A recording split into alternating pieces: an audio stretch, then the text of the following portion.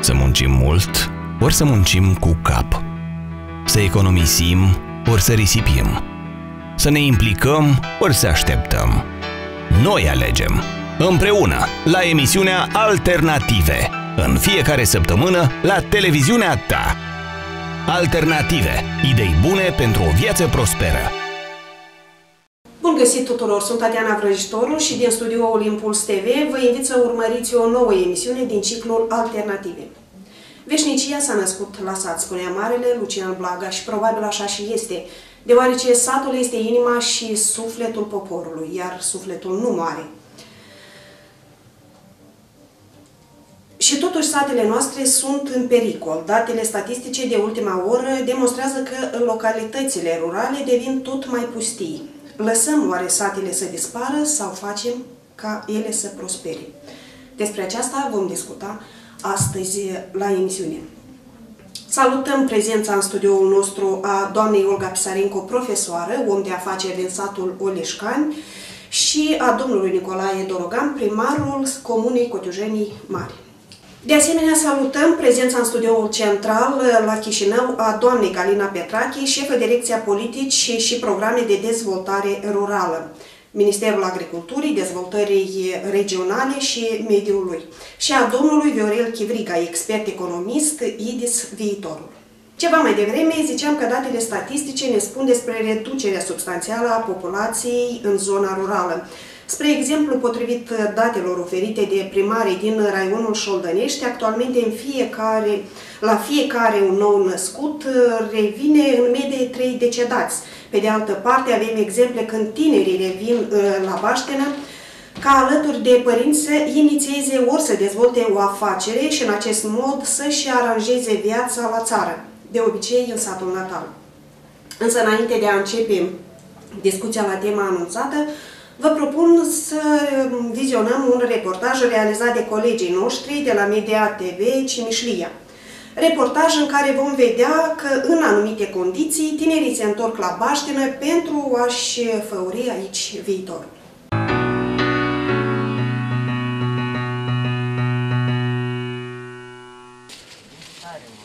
Lilian Racicovski, un tânăr de 30 de ani din satul Hârtop, raionul Cimișlia, a reușit să-și pună pe picioare o afacere în agricultură, datorită ajutorului european. În anul 2014, dumnealui a beneficiat de un ajutor prin intermediul fondului IFAD 5 de 300.000 lei, dintre care 180.000 sub formă de grant, iar 120.000 sub formă de credit cu doar 0,9% anual. Datorită tractorului procurat pe bani europeni și uneltele care le-am luat, noi prelucrăm acest pământ via, livezele, în jur de 20 și ceva de hectare, și este cu mult mai ușor.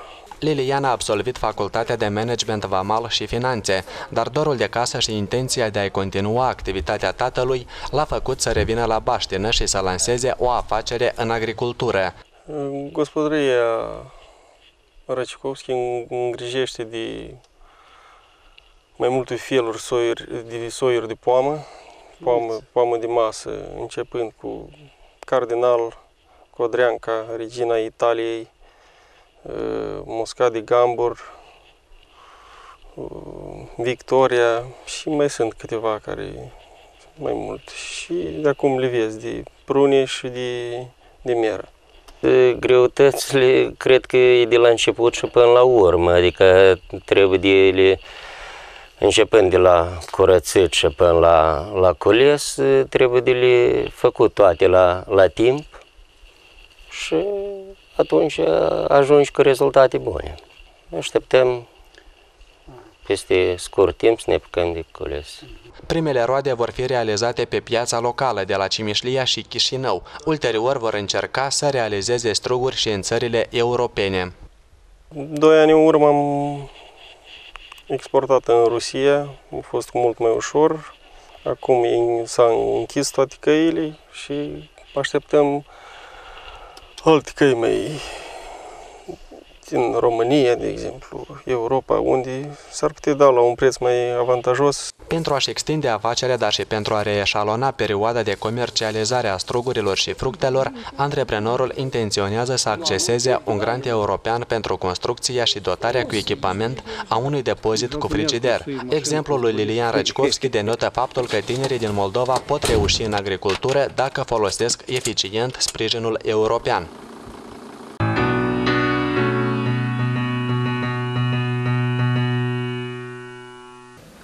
Am revenit în studio. În contextul reportajului urmărit, vă rog să vă expuneți cum putem motiva oamenii de la sat nu doar să rămână la baștină, dar să-și facă viața frumoasă acolo unde s-au născut.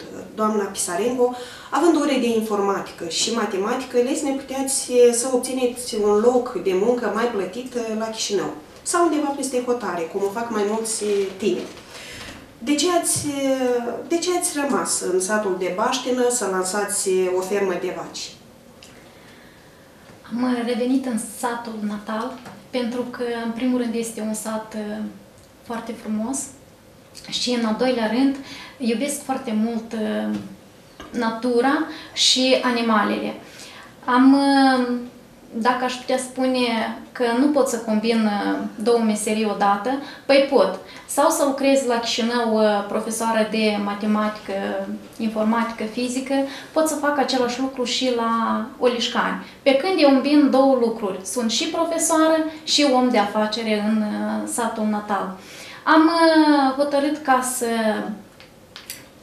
creez această afacere pentru că, studiind piața, am observat că cantitatea de lapte în Republica Moldova este în descreștere și un produs de calitate trebuie să pornească, în primul rând, de la niște oameni de la sate și această afacere se poate face numai într-o regiune rurală. De asemenea, pot spune că este un produs care se consumă în fiecare zi și fiecare cetățean al Republicii Moldova trebuie să consume ceea ce crește la noi în Republică, ceea ce se produce aici pe loc. Și dacă e să comparăm, unii dintre tineri care pleacă peste hotare, să zicem noi, au poate un venit mai mare sau lucrurile se aranjează în alt mod, aici la noi este un pic mai complicat. Nu regretați că ați făcut lucrul acesta și v-ați oprit în sat? Nu regret lucrul dat, pentru că am foarte multe cunoștințe care sunt plecate peste hotare și de multe ori zic, am venit cu mare drag și am început și noi o afacere în Republica Moldova. Însă cunosc și cazuri în care, chiar venind de peste hotare, au inițiat aici, la noi în țară, o afacere. Pentru că le este foarte complicat moldovenilor noștri să se acomodeze condițiile străine. Ce calități ar trebui să aibă un tânăr ca să se hotărască? În primul rând, eu consider că un tânăr trebuie să fie încrezut în ceea ce trebuie să facă el. Să știe sigur ce pași trebuie să urmeze. Pentru că nu poți să realizezi o afacere fără a cunoaște urmările sau fără a fi pregătit în ceea ce dorești să faci. Domnul Dorogan, în timp ce majoritatea primarilor se plâng că banii acumulați din impozite abia de le ajung să achite salariile funcționarilor, la primăria, la Cotiujenii Mari, sunt realizate foarte multe proiecte sociale. În ce constă secretul? Cum vă reușește dumneavoastră și cum susțineți dumneavoastră întreprinzătorii locali și comunitatea? Deci, vreau să spun că toată populația, de la viitorii primari, la viitorii parlamentari, la viitorii membri ai guvernului, așteaptă ceva nou pentru îmbunătățirea vieții în localitate. Cunoaștem în ce situație sunt localitățile din Republica Moldova. Deci vreau să spun că localitățile au îmbătrânit și deja cunoaștem foarte bine că cei tineri, majoritatea pleacă peste hotare. Noi, primarii, suntem datori, în primul rând, ca să le facem condiții de viață, într-adevăr să aibă un drum bun, satul să fie gazificat, să fie apă, să fie canalizare, într-adevăr să nu fie viața mai scăzută ca la oraș. Și de ce vreau să spun că localitatea Cotiujeni, 75% din localitate e gazificată, deci astăzi, la moment, reparăm drumurile din localitate cu banii din soldul disponibil la primărie, deci avem din fondul rutier și am dus acveduct la o parte din localitate. Deja am pregătit un proiect de 60 de milioane pentru ca să conectăm localitatea la apă și dacă noi, primarii, vom face condiții, deci vreau să spun că tinerii care se întorc azi în localitate sunt cu idei noi, cu idei foarte bune, deci, dar este o greșeală făcută începând din anii 1992 și de când a apărut forța de muncă, deoarece părinții au fost nevoiți ca să vândă cotele de pământ, să-și plătească contractele pentru copiii care își fac studiile în diferite instituții din Republică. Azi, ca să deschizi o gospodărie țărănească, este nevoie să ai o cotă de pământ, să poți deschide cont în bancă, cod fiscal, ca să începi o afacere, unde foarte greu, deoarece părinții au fost nevoiți ca să vândă, să aranjeze la birja muncii și azi este foarte greu pentru dânsii, dar noi, încetișor, ne stăruim să-i ajutăm ca să pornească roata spre un business mic. Acum, la moment, noi lucrăm cu EFAD-ul, am pregătit un proiect, l-am înaintat la EFAD, prima etapă, deoarece a trecut, dezvoltarea business-ului mic. Acolo avem 4 agenții economici, unde se vor duce apă subterană, avem 2 brutării, 2 mori, moare de făcut ulei și vreau să spun că avem fermă de vaci, dar în Cotijeni cu foarte mare regret, fântânile sacă și întrebarea principală în localitatea noastră este conectarea la apeduct. Vreau să spun că acești tineri sunt cu energie, au dorință, văd viața cu mult mai departe, o văd peste 5 ani, o văd peste 10 ani și încetișor avem agenda economică care anul trecut a sădit 1 hectar de căpușonă și ne pare că 1 hectar poate puțin, dar el anul ăsta a strâns 15 tone de căpușonă, unde le-a realizat cu 25-30 de mii de lei tonă. Și discutând cu dânsul, el mi-a spus că de la 1 hectar de căpușonă i-a rămas banii lui, să scos toate cheltuielile, a rămas undeva 250 de mii de lei de la 1 hectar de căpușonă. Este foarte binevenit. Dacă merge vorba de cereale, cunoaștem situația în agricultură, ca anul acesta prima roadă, spunem, la grâu, la orz, este mai mică ca anul trecut. Sperăm că la floarea soarelui, la porumb, a fi o roadă mai mare. Dacă guvernul se întoarce cu mai mult la producția cetățeană de la sat, ca să fie un preț stabil, să fie o stabilitate la motorină, o stabilitate la benzină, o stabilitate la realizarea cerealelor, fiindcă joacă, eu nu pot spune că nu sunt businessman în agricultură, dar vreau să spun că agenții economici nu sunt satisfăcuți de prețurile care azi sunt în Republica Moldova. Deoarece care au luat credit în primăvară de la bancă, au procurat semințe, au procurat îngrășăminte minerale, deci cu roada de 2 tone jumate, 3 tone de grâu la hectar, vreau să spun că foarte greu vor întoarce creditele care au fost luate de la bancă, dar încetișor sperăm că viața la sat se înnoiește. Dacă vrem și avem dorință. Dorință avem cu toții. Totuși, cine ar trebui să susțină cel mai mult acești tineri ca să se întoarcă în localitățile lor de baștină și să inițieze o afacere? Eu aș vrea să spun că cât nu ne-am stăruit noi, acei de peste hotare, timp de 50 de ani, n-au să întoarcă în Republica noastră. Noi cunoaștem lucruri care îl fac peste hotare, cunoaștem salariile de peste hotare, deci ei acolo nu se ocupă cu business-ul, nu fac business, dar lucrează la diferiți agenții economici care le plătește salariul lunar. Și lor acolo le bine, noi privim televizoarele și îi spun că vrea să vină acasă, dar fie cine n-ar fi la conducerea sau la cârma Republicii noastre, timp de 30-40 de ani, eu sper că acei care vorbesc azi din diaspora că vor să întoarcă, eu înțeleg că vor să întoarcă, vor să fie lângă părinți, vor să fie lângă copii, fiindcă situația astăzi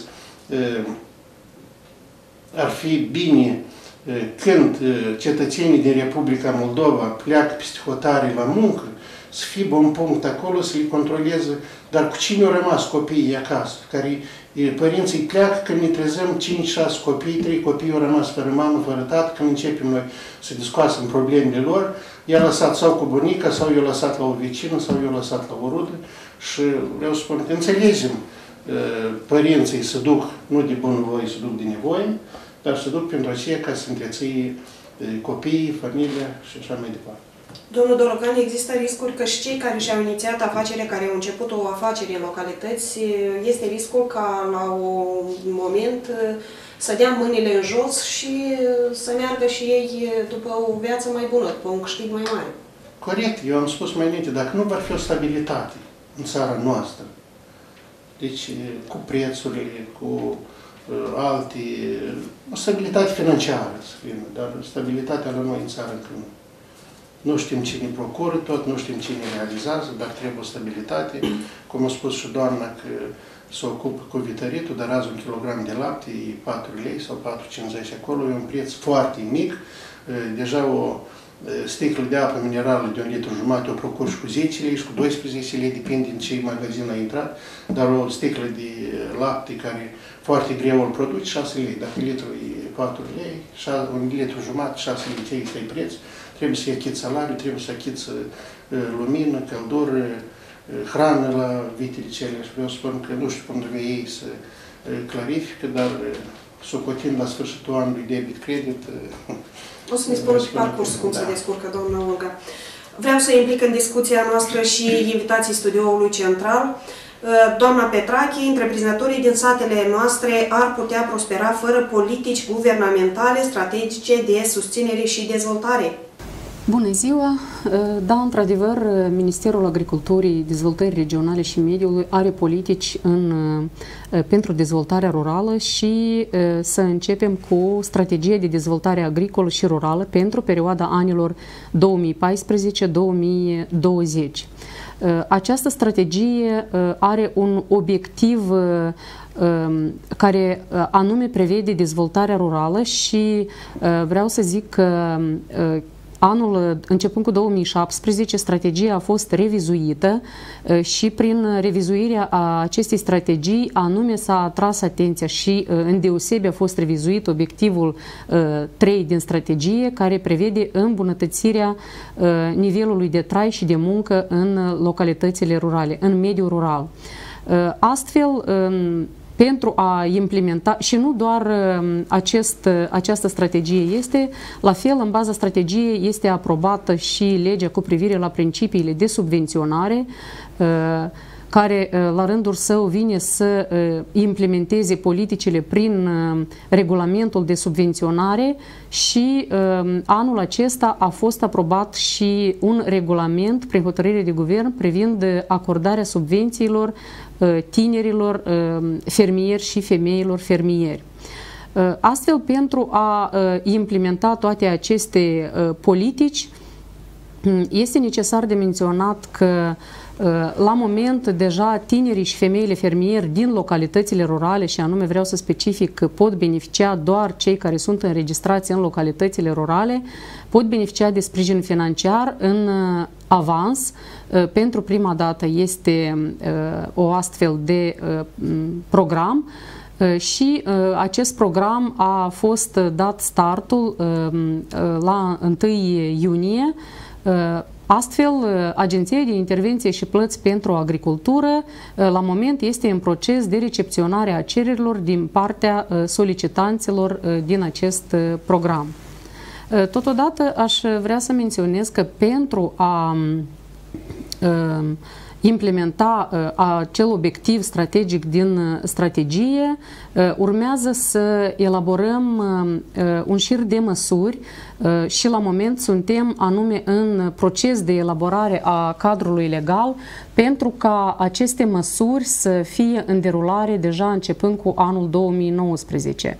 Aici mă refer anume la facilitarea accesului tinerilor la diferite proiecte și anume urmează să elaborăm cadrul legal pentru măsurile de îmbunătățire și dezvoltare a infrastructurii publice rurale. Pentru o altă măsură care urmează să fie elaborată este reînnoirea și dezvoltarea satelor. Desigur, o măsură prin care credem că vor fi create mai multe întreprinderi mici, nu doar agricole, dar și non-agricole, este anume diversificarea economiei rurale prin activități non-agricole, cum este turismul rural, meșteșugăritul și alte utilități publice. Și, desigur, o altă măsură este implementarea strategiilor de dezvoltare locală în cadrul programului LIDER. Domnul Chivriga, în opinia dumneavoastră, micul business rural, dar poate și cel mijlociu, necesită susținere din partea autorităților, celor locale și, evident, celor centrale? Sigur, există o legătură între diferite părți care sunt implicate în afaceri, între cei care dezvoltă localitățile sau le mențin vii, dar și cei care vând monopolici sau care încurcă. Aici eu aș considera că e un moment de cotitură. De adevăr, situația este una nu prea bună. Foarte multe persoane, inclusiv persoane tinere, au plecat pe psihotare, au rămas mai puțini, aparent apar unele pericole, unii factori de risc, dar viața continuă și în unele localități intră adins. Deci se opune și lumea, se opun cei tineri, cei vârstnici și aici sunt înregistrate unele rezultate destul de bunișoare. În raionul Șoldănești sunt unele localități care, într-adevăr, demonstrează că există și dorință de a face schimbări, dar sunt și unele momente care demonstrează că ei sunt foarte apropiați și de unele performanțe la nivel local. Apar afaceri, apar unele inițiative care sunt duse până la o finalitate, sunt implicați oameni care sunt plecați pe psihotare și cel mai important că în localități apar acele elemente necesare pentru fiecare municipalitate care nu sunt la moment. Servicii publice, elemente de infrastructură, unele afaceri destul de bune și de fapt aici se pune fundația pentru a menține vie fiecare localitate. Dar, pe de altă parte, sunt persoane care sunt plecate. Ele sunt foarte importante pentru localități, deși ele sunt fizic departe de localitate, dar ei sunt oameni care au adunat și experiență, sunt oameni care pot să ajute și financiar, dar cel mai important ei pot să vină cu unele idei care pot fi până la urmă utilizate pentru a construi ceva nou în fiecare localitate. Privitor la business, e destul de complicat în ziua de azi de a demara o afacere. E mai greu să o dezvolți în lipsa unor elemente cheie pentru fiecare afacere. În primul rând, resursele umane calificate. Doi, sunt probleme legate de piețele de desfacere. Și piața internă și piețele externe, cele regionale, sunt unele cazuri de nebătruns pentru produsele și serviciile noastre.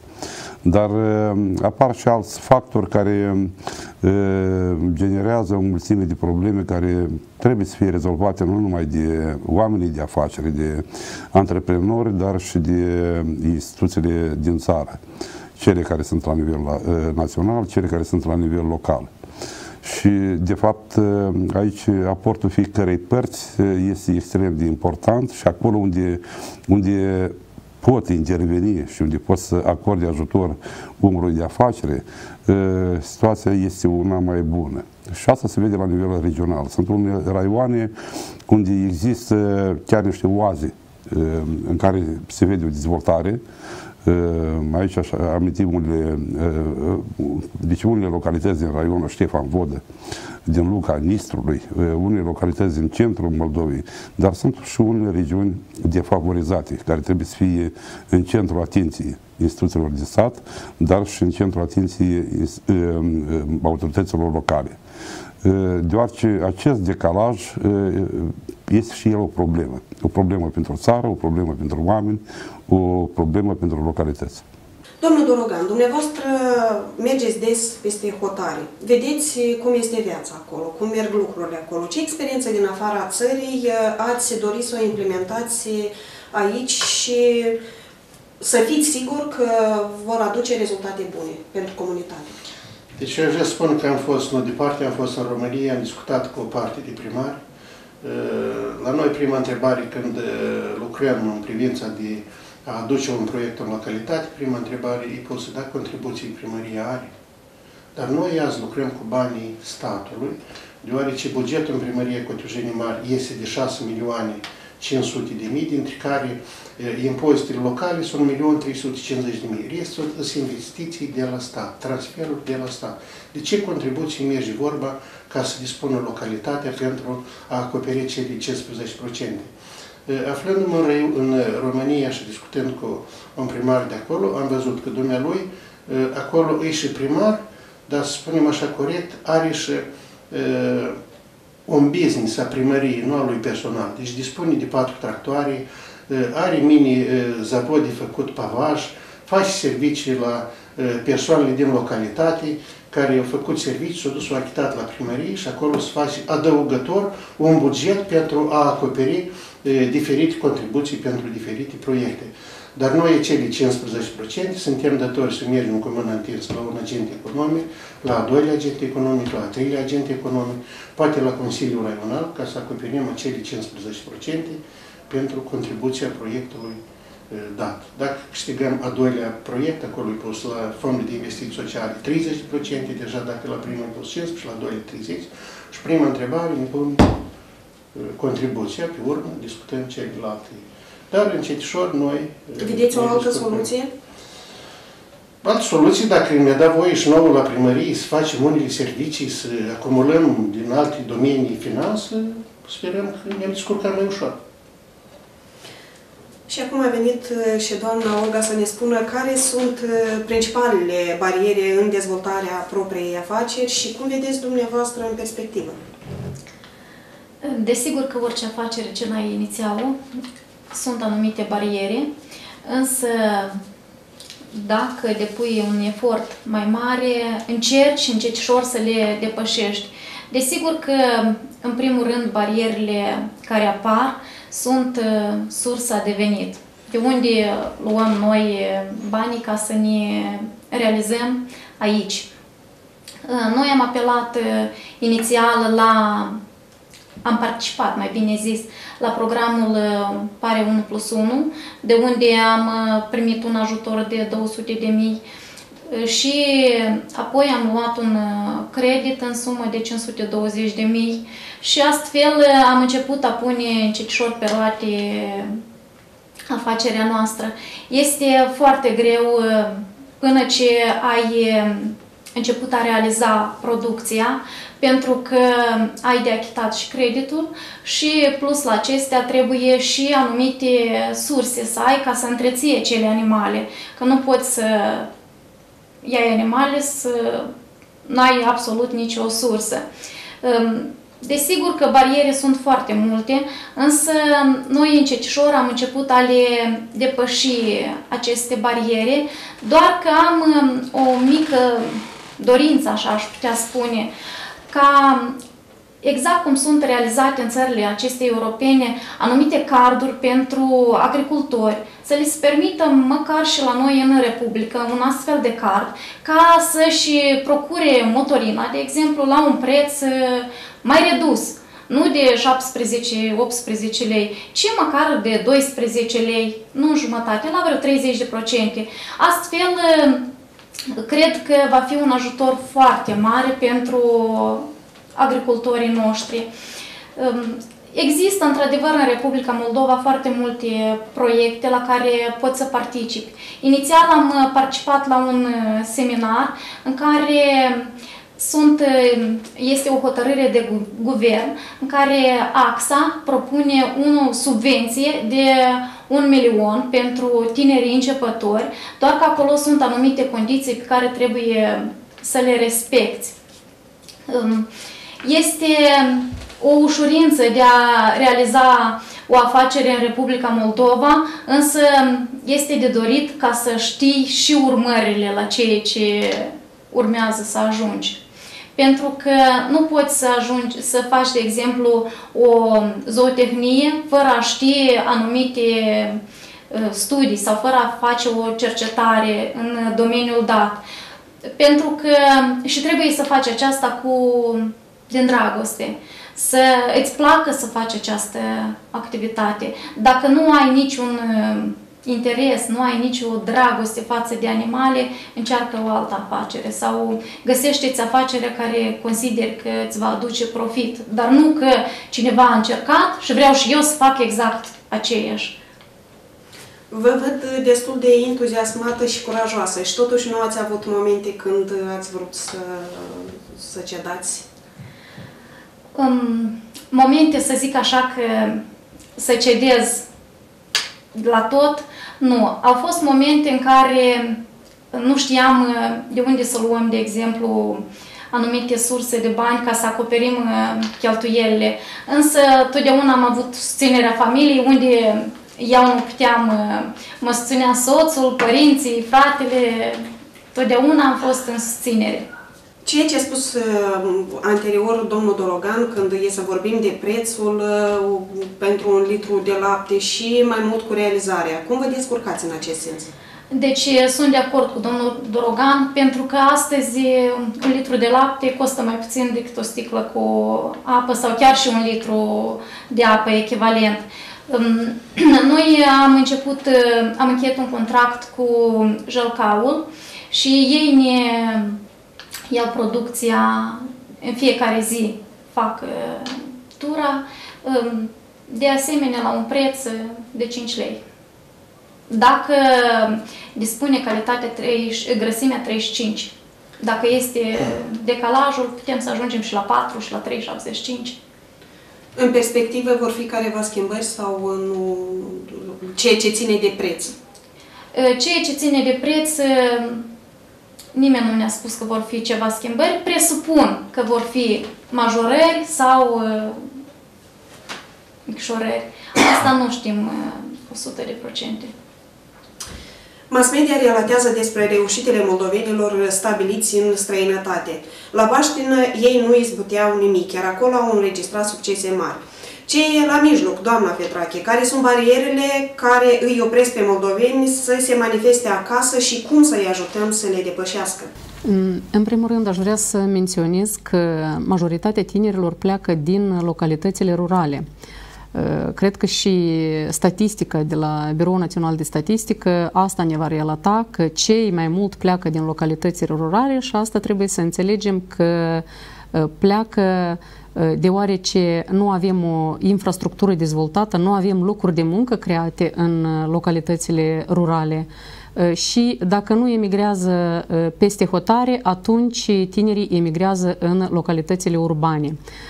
Ceea ce, într-adevăr, este foarte neplăcut, fiindcă în astfel de cazuri, localitățile rurale în puțin timp vor rămâne fără locuitori.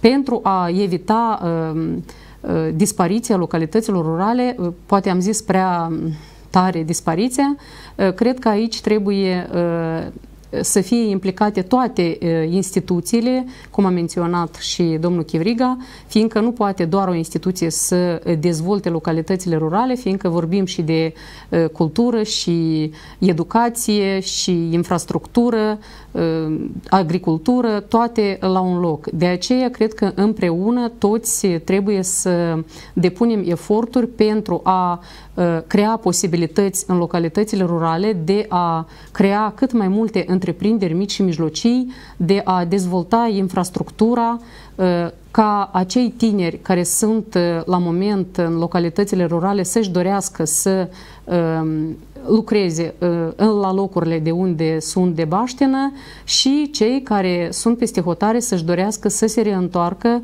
în localitățile rurale sau chiar și în Republica Moldova. Domnule Chivriga, aveți destule întâlniri cu oamenii din țară. Care sunt dificultățile cu care se ciocnesc aceștia? În ce măsură politicile guvernării motivează cetățenii să-și inițieze și să-și dezvolte o afacere? De a iniția o afacere este nu chiar complicat. E mai greu să menții afacerea. În al doilea rând, o afacere trebuie să fie una în permanentă dezvoltare. E nevoie de a genera rezultate. E nevoie de a înregistra profit. E nevoie de a fi vizibil la nivel local, la nivel național. Și aici într-adevăr, sunt dificultăți, deoarece instituțiile statului nu sunt numai așa niște mentori, niște părinți pentru populația Republicii. În unele cazuri mai vin cu unele bariere și ele sunt destul de consistente și sunt de netrecut. Asta e eu cred că e o situație care demotivează foarte mulți oameni de afacere. Dar pe lângă faptul că există bariere, oamenii au un drept la un mod de viață pe care și-l doresc. Ei au nevoie de niște condiții de trai decente, au nevoie de un serviciu cu un salariu stabil, ei au nevoie de condiții pentru copiii lor și pentru ei care pot fi adunate de acele puține servicii care sunt în localitate, am în vedere de instituțiile publice, școală, grădiniță, centrul de sănătate, care trebuie să fie dotate și în cadrul cărora trebuie să activeze și persoane competente, persoane bune, care pot să discute cu oamenii și care pot să-i ajute. În același timp, economia locală trebuie să fie economie. Nu e bună situația în care în unele localități nu există niciun antreprenor. Și, de fapt, de aici apar unele probleme pentru administrația publică locală, deoarece baza fiscală este una firavă, șubridă. Pe de altă parte, nu există suficiente persoane care pot să inițieze o afacere. Aici e nevoie anume de inițiativă, e nevoie de pregătire, e nevoie de curaj, dar la noi în țară, de fapt, cei mai curajoși au plecat ori la Chișinău, ori pe Sicotare. Și aici e problema cea mai mare. Poate că există o cale de a întoarce unii oameni care au plecat pe Sicotare, de a-i motiva să revină acasă și să ajute și localitatea și părinții, dar să ajute pe ei însuși. În continuare vă propun să vizionăm un subiect realizat de echipa de la Impuls TV despre o tânără din Șoldănești care a reușit să realizeze la baștină un vis îndrăzneț, pentru a ne convinge că totul este posibil când perseverăm.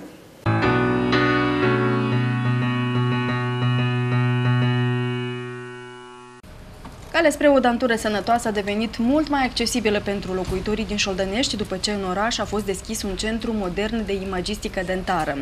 Proprietarea centrului, Ana Furdui, lucra la un spital de stat în momentul în care afla despre lansarea programului de granturi pentru tinerii de pe ambele maluri ale Nistrului. Ideea mi-a venit încă de când eram studentă la universitate, ca orice idee a venit spontan. Univa stătea la mine așa pe planul 2, însă după ce am terminat universitatea, rezidențiatul în domeniul imagisticii, mi-am amintit de această idee.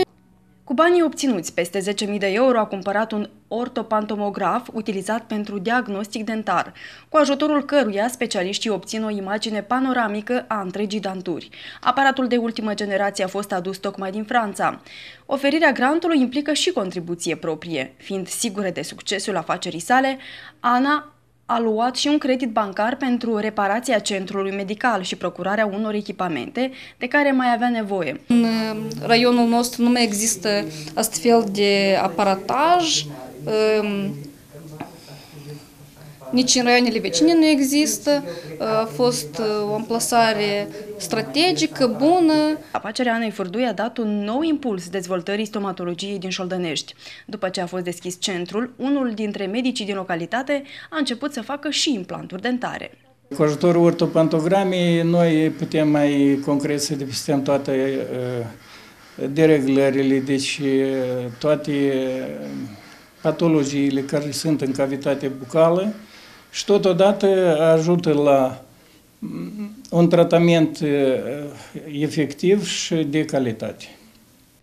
Clienții vin nu doar din Șoldănești și Rezina, dar și de la Camenca, Râbnița și alte localități din stânga Nistrului. Noi avem pacienți permanent, nu există să nu vină din la Râbniță, Rezina, orașele apropiate, chiar și vin din raionul Camenca, se tratează la Cotiujeni și vin la noi pacienții. De la deschiderea centrului, peste 2000 de persoane i-au trecut pragul, unii venind aici pentru consultații repetate pe tot parcursul tratamentului pe care îl urmează. Pentru copii, costul serviciilor e de 2 ori mai mic. Și pentru că afacerea merge ca pe roate, tânăra antreprenoare visează să o extindă. La prima etapă planifică să cumpere un ultrasonograf modern, iar centrul să presteze o gamă mai variată de servicii. Cu atât mai mult că studiile pe care le are îi permit să lucreze la orice aparat medical de diagnostic.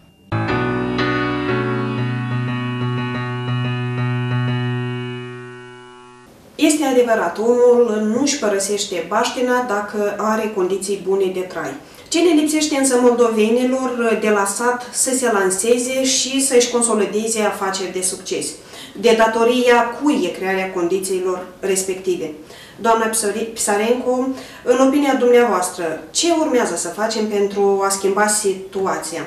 Cel puțin în cadrul acestei emisiuni și din cele ce ne-ați spus dumneavoastră, vedem că depinde foarte mult și de cetățeni, depinde foarte mult și, într-o oarecare măsură, domnul Dorogan a spus că și primarii în localități trebuie cumva să creeze niște condiții pentru tineri. În opinia dumneavoastră? În opinia mea, totdeauna am spus că ceea ce dorești trebuie să realizezi, pentru că nu poți să te impună cineva să faci o altă afacere decât ceea ce îți dorești foarte mult. În ceea ce privește ce ar trebui să se mai facă, eu sunt de părerea ca tinerii noștri care doresc să inițieze o afacere, nu doar să li se spună anumite cerințe sau să facă anumite trenguri într-o încăpere, ci să iei un grup de câte persoane sunt dornice de realiza o afacere, de exemplu în domeniul zootehniei, timp de 2 săptămâni să vină persoana, să vadă toate barierele care se întâmplă în acest domeniu, să vadă cum se începe o afacere, ei să fie pregătiți de la acel antreprenor, nu de persoanele care, de exemplu, sunt foarte înzestrate cu cunoștințe, însă trebuie aici și mai mult practic.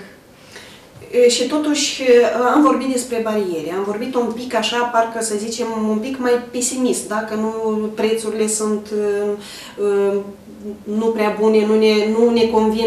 Totuși este o parte pozitivă în afacerea dumneavoastră. Desigur că este o parte foarte pozitivă, pentru că în fiecare dimineață când ne trezim, am 3 copilași foarte minunați, ne zic, astăzi mergem la fermă. Atât de dornici sunt de a îngriji, de a participa și ei la acel proces de mulgere, de a-i observa. Este cel mai frumoasă activitate, dacă aș putea spune, la aer liber.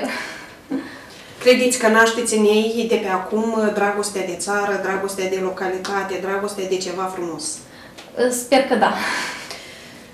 Domnul Dorogan, cum motivați dumneavoastră consătenii ca să rămână la baștină și să nu plece peste hotare? Deci am spus de la început, trebuie să creăm condiții de trai.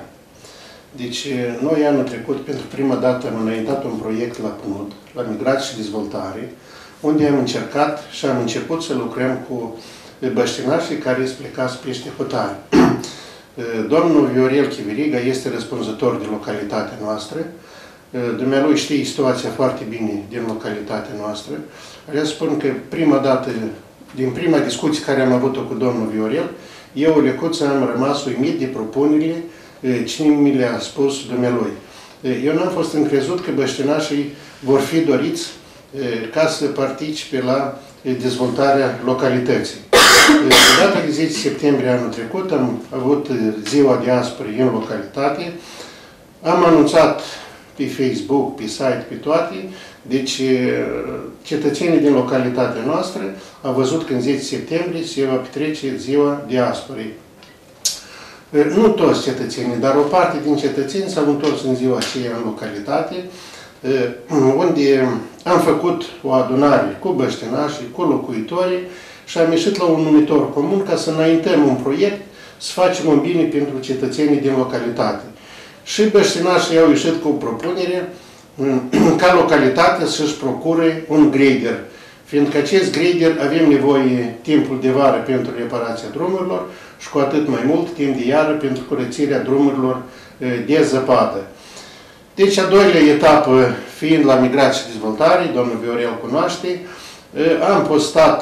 am deschis cont în bancă, am ales președintele Asociației de Băștinași, am început activitatea, am deschis cont în bancă, ni s-a pus Guvern 24, ni s-a deschis o linie dinspre acumularea contribuției și vreau să spun că în 2006 am acumulat contribuții pentru reparații case de cultură, atunci am acumulat o sumă de tocmai de 15.000 de lei și atunci consilierii locali au mers în teritoriu la fiecare cetățean, la fiecare persoană, le-a dat o lămurire, dacă nu reparăm azi casa de cultură, deci așa va fi pe viitor.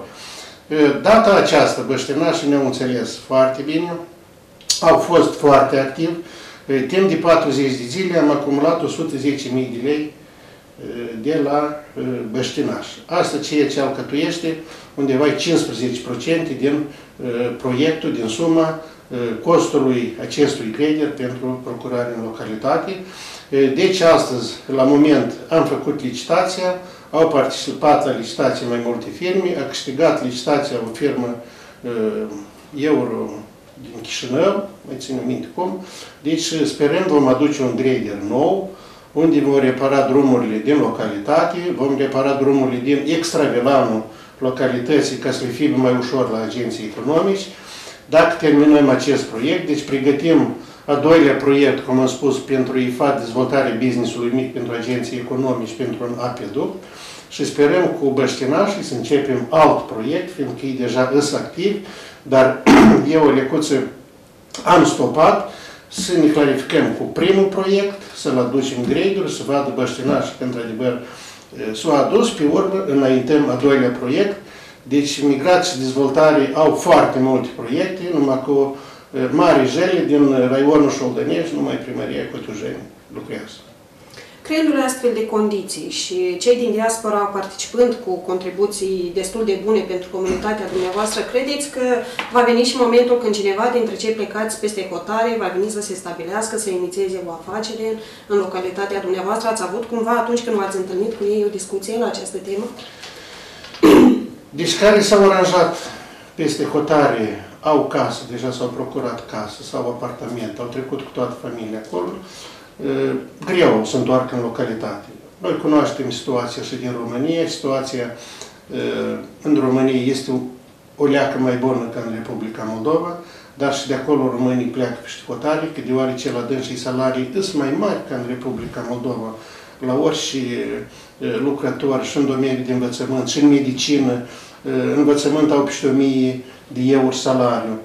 Un primar din România primește 1000-1200 de euro pe lună, ceea ce la noi, cu mare regret, primarul Cotiujeni Mari, cea mai mare localitate din raionul Șoldănești, are un salariu de până la 4000 de lei.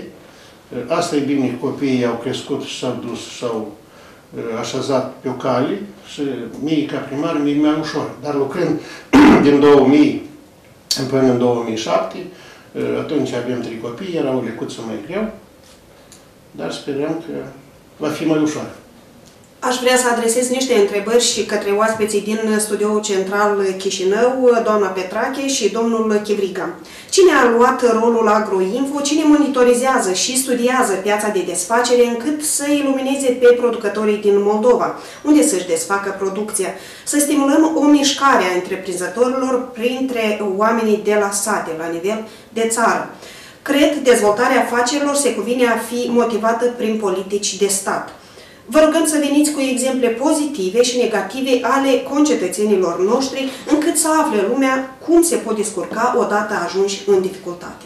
În primul rând, aș vrea să menționez că pentru a ajuta producătorii agricoli pentru a-și realiza și producția, sunt efectuate diferite expoziții în cadrul căruia producătorii agricoli pot să facă schimb de experiență și să găsească diferite metode de a comercializa producția. La fel, aș vrea să menționez că atunci când parvin din diferite țări solicitări ca producătorii din Republica Moldova să participe la expoziții cu produsele noastre, Ministerul repartizează, diseminează această informație către toate asociațiile de profil și la fel către toți producătorii agricoli pentru ca aceștia să poată să participe în cadrul astfel de expoziții.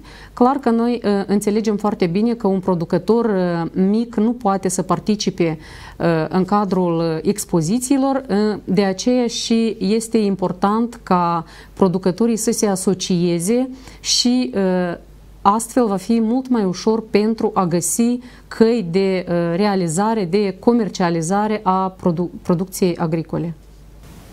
Eu cred că greutăți sunt și vor fi, dar antreprenorii care se descurcă, ei sunt antreprenori adevărați. Deci trebuie să treacă pe toate dificultățile care există. Pentru asta există unele parteneriate care pot fi create cu omologi de ai lor de piscotare, dar și aici în țară. Deoarece cooperarea este o metodă miraculoasă care poate ajuta oamenii de afaceri în orice situație. Pe de altă parte, pregătirea. O pregătire temeinică îi ajută să avanseze, îi ajută să pătrundă pe alte piețe și aici apare probabil cea mai mare victorie pe care poate să o obțină un antreprenor. În primul rând, menținerea într-un mediu concurențial, 2, experiența pe care o dobândesc și 3, unele alianțe care pot să existe pentru a se manifesta pe unele piețe stabile, pe unele piețe unde pot obține cu mult mai mult decât piața din Republica Moldova. Și nu ultimul rând, noi vorbim de mediul rural, dar nu vorbim de investiții. Odată și odată trebuie să ajungem să discutăm despre investițiile străine care nu vin în mediul rural. Și ele, probabil că sunt acelea care sunt necesare pentru a motiva, pentru a stimula și autoritățile, dar și antreprenorii, populația satelor și pentru a realiza foarte multe lucruri frumoase și utile de care avem nevoie acum în moment. Dar pentru asta e nevoie, în primul rând, de un cadru prietenos investitorilor, e nevoie de a promova localitățile, e nevoie de a deveni inovativi și, nu în ultimul rând, trebuie să fim cunoscuți. Nu numai la Bătiujenii Mari, la Ulișcani, la Șoldănești, dar și în Polonia, și în Marea Britanie, și în Franța. Pentru asta trebuie să ne învățăm, să ne promovăm, să ne autopromovăm și trebuie să obținem cât mai multe rezultate pentru a arăta că suntem valoroși. În contextul discuției, țin să menționez că atunci când statul este un partener al inițiativei de business al cetățeanului, rezultatele sunt pe față. Ne vom convinge din reportajul realizat de Studioul Central.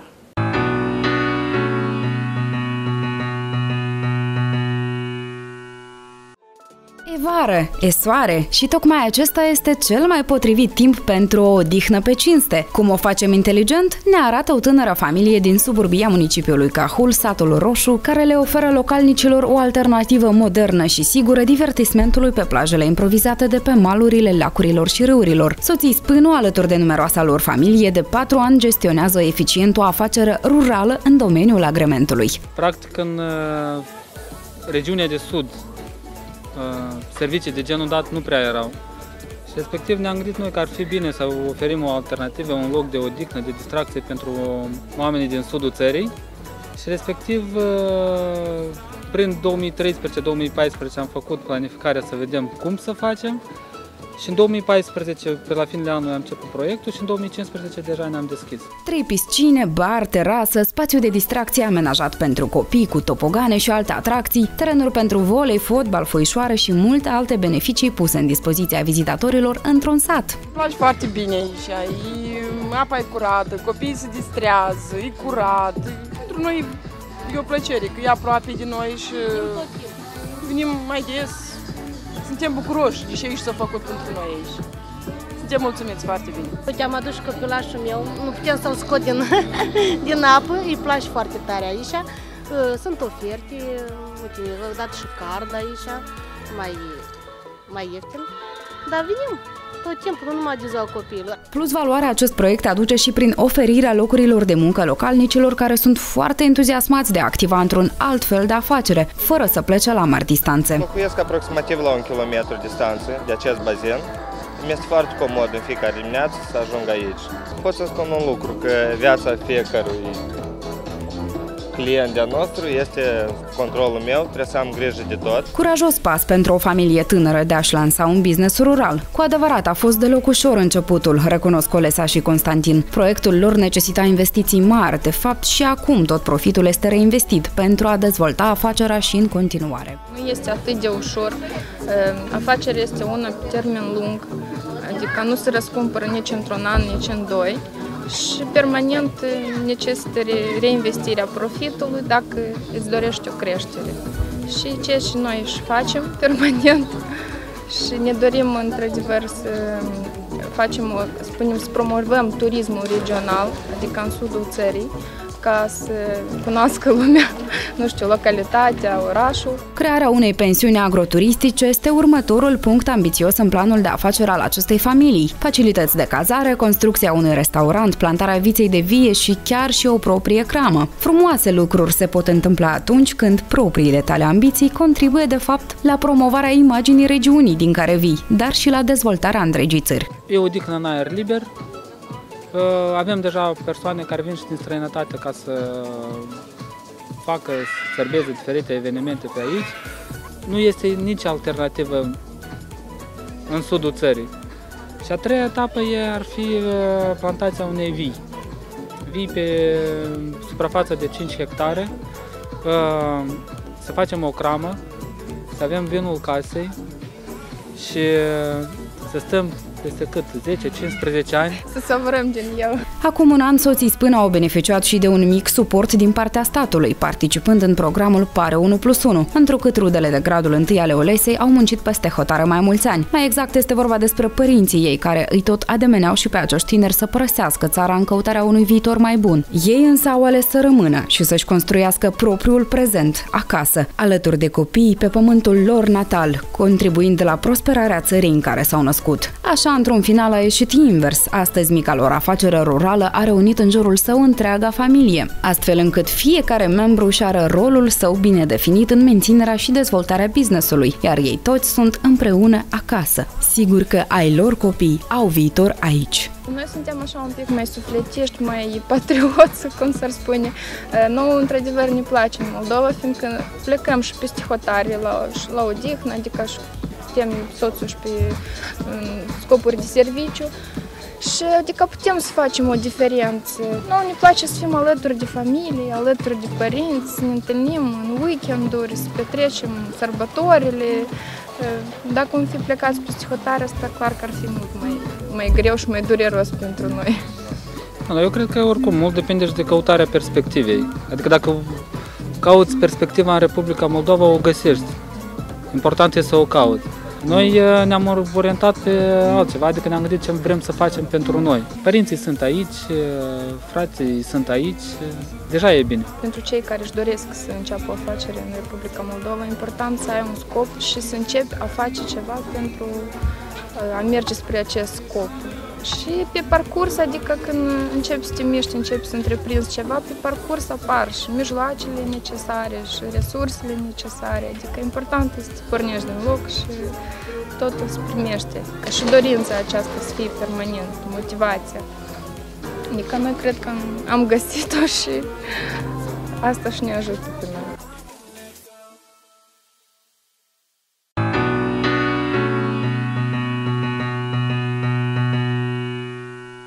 Urmăream acest reportaj și mă întrebam ce perspectivă are această minunată afacere de familie. Exact așa cum aș vrea să știu părerea dumneavoastră, ce perspectivă au satele noastre. Astăzi vreau să spun că nu-i prea bine, dar azi cât de cât ne mișcăm o lecuță mai bine. Cum am spus, că salariul de la Primăria Cotiujenii Mari este de 6,5 milioane, acumulările impozitelor locale sunt de 1,5 milioane. Deci 5 milioane sunt tranzacții de la guvern, cum spunem noi, sau subvenții de la stat. și nu numai în Cotiujeni, pensiile se dau la timp, salariile se dau la timp, grădinițele sunt hrănite, copiii în școli sunt încălziți, sunt hrăniți. Cunoaștem foarte bine când la școală încălzăm cu soli, cu cărbuni, stăteam copiii în fum pândenează. Vreau să spun că nu trebuie să ridicăm mâinile sus, spunem că gata, în Moldova să mântui Moldova. Nu să mântui Moldova, trebuie numai să dăm din coate. Și o întrebare principală care ne lovește pe noi, forțele de muncă. Avem o parte de cetățeni care sunt încadrați la forțele de muncă, cum spunem noi, la birja muncii, nu fac nimic cetățenii și ia bani la sfârșitul lunii, primesc câte 1500-1700 de lei.